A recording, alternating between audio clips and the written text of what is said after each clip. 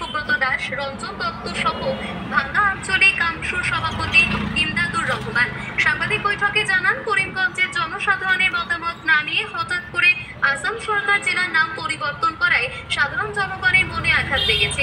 জেলা তৃণমূল কংগ্রেসের কার্যকরী সভাপতি আরও বলেন, কোন স্থান বা জেলার নাম পরিবর্তনের জন্য নীতিমালা অনুযায়ী নাম পরিবর্তন করতে হয়, কিন্তু সরকার নীতিমালার বাইরে ডিভাইড অ্যান্ড রোল পলিসি মতে করিমগঞ্জ জেলার নাম পরিবর্তন করেছে।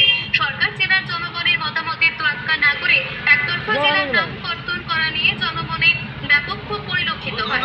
এর বহিঃপ্রকাশ ঘটে 6 সেপ্টেম্বর সাধারণ ধর্মঘটে সাধারণ মানুষ, ব্যবসায়ী মহল, বিভিন্ন রাজনৈতিক এবং অরাজনৈতিক দল সংগঠনের সমর্থন। এই ধর্মঘটে গ্রাম শহরে ব্যাপক সাড়া পড়েছে বলে তিনি মনে করেন। পরিমল রায় বলেন, শাসক দলের প্ররোচনামূলক মনোভাব নিয়ে যেভাবে বদরপুর সহ গোটা জেলায় অশান্তির বাতাবরণ সৃষ্টির চেষ্টা চলছে তা হতাশাজনক। নবীনচন্দ্র কলেজের ছাত্রছাত্রীদের ওপর পুলিশের লাঠিচার্জ অন্যায় হয়েছে বলে মনে করেন তিনি।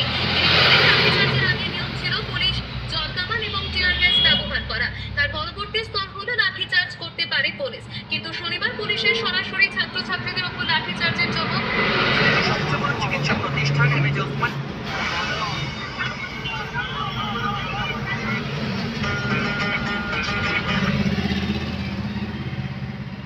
অবসরের মাত্র 3 মাস আগে বিশেষভাবে সক্ষম প্রধান শিক্ষককে বদলির নির্দেশ দেওয়া হয়েছে।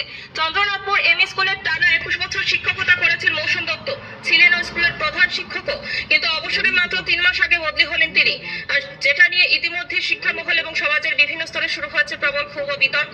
দক্ষ একজন শারীরিকভাবে বিশেষভাবে সক্ষম শিক্ষক এবং তিনি 65% প্রতিবন্ধকতায় ভুগছেন, তা সত্ত্বেও তাকে বদলি করে পাঠানো হয়েছে কাছাড় জেলারই প্রায় 30 কিলোমিটার দূরে বরুঙ্গা এমই স্কুলে।